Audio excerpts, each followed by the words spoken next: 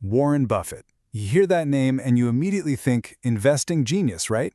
For decades, people have tried to copy his moves, hoping to catch a little bit of that Oracle of Omaha magic. But here's the thing. His famous rules didn't just appear out of thin air. They were forged over a lifetime of really unique experiences. So to really get the rules, you have to get the man. And just to get a sense of the scale we're talking about, look at this number. $600,000. That's the price for one single Class A share of Berkshire Hathaway.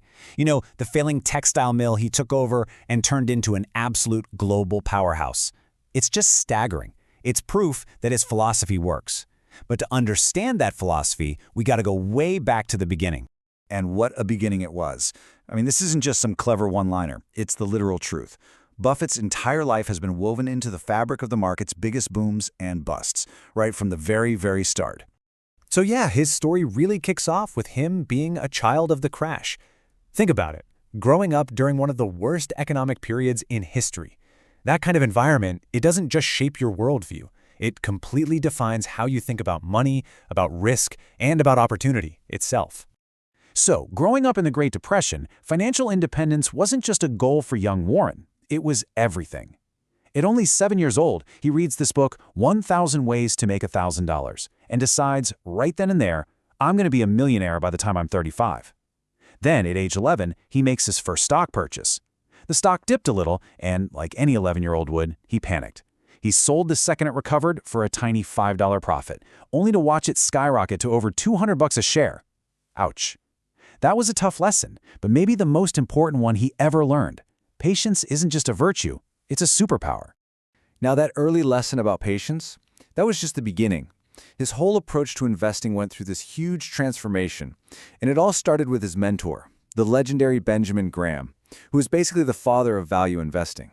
You see, Graham taught him to hunt for what he called cigar butts. The idea is you find a company that's been beaten down and discarded, trading for way less than it's actually worth. You pick it up off the street for cheap, get that one last free puff of profit out of it, and then you toss it. It was a great strategy for making a quick buck, but here's the catch. You're still just dealing with a soggy leftover cigar. You can't build a real fortune on mediocre businesses. And this is where Charlie Munger, Buffett's brilliant, longtime partner, completely changed the game. Munger basically said, Warren, why are we digging around for these soggy cigar butts? Why not just buy a wonderful company at a fair price instead of a fair company at a wonderful price? It totally flipped the script. And the moment everything clicked was the purchase of See's Candies back in '72. Buffett paid $25 million for it, which was 3 times what the company was worth on paper. Now, his mentor, Ben Graham, would have absolutely balked at this. But Buffett realized he wasn't just buying buildings and equipment. He was buying a powerful, beloved brand that people would happily pay extra for over and over again. It taught him a crucial lesson. It's far better to pay a fair price for a wonderful business. This new way of thinking really revolved around one single powerful idea, the economic moat. It's a fantastic image, right?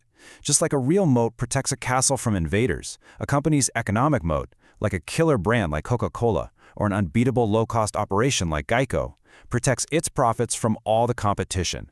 Buffett's new mission became finding companies with the widest, deepest moats he could. Okay, so when you take all of this, that first stock fumble, the cigar butt phase, the See's Candies revelation, it all boils down to a few core principles. And they're actually surprisingly simple, which is what makes them so powerful. All right, I've got a question for you, and it really gets to the core of how he thinks. If you know you're going to be buying stocks for the next 10 years, what should you be rooting for? A market that's going up or a market that's going down? I'll tell you, most people get the answer wrong. And Buffett, of course, has this brilliant, simple way of explaining it, the hamburger analogy. He says, look, if you're going to be eating hamburgers for the rest of your life, do you want the price of hamburger to go up or down? Well, down, of course. It's the exact same thing with stocks. If you're going to be buying for the long haul, a market downturn is your best friend. It's a Black Friday sale for great companies. On top of that, there are 3 other rules that are absolutely critical. First, stay inside your circle of competence. Basically, if you can't explain what a company does to a 5-year-old, you probably shouldn't own its stock. Simple as that. Second, be incredibly patient and don't do things very often. He tells you to imagine you have a punch card with only 20 holes in it for your entire investing life. You'd agonize over every single punch, right? That's the point. And finally, and he is dead serious about this one, never, ever use borrowed money to invest. He saw a hedge fund full of Nobel Prize winners go completely broke using leverage. So if geniuses can go bust, so can you. And all of that leads to this one simple idea, summed up perfectly in this famous quote. When you buy a stock, you're not just buying a ticker symbol. You're buying a piece of a real business. And if you've done your homework and bought a wonderful business with a great moat at a fair price, why on earth would you ever want to sell it? Which brings us to the grand finale, the big idea that ties everything we've talked about together. It's the one metaphor that explains how all these pieces create such unbelievable results over a lifetime. Get this. This one fact says it all. The overwhelming majority of Warren Buffett's mind-boggling wealth was made after he turned 50. Think about that. All those early decades of smart investing, they didn't make him super rich on their own. They just got the snowball rolling. The truly insane gains came later, once that compounding effect really kicked into high gear. And that brings us to his ultimate piece of wisdom. It's just brilliant. The wet snow, that's the wonderful business, the one with that big, wide moat.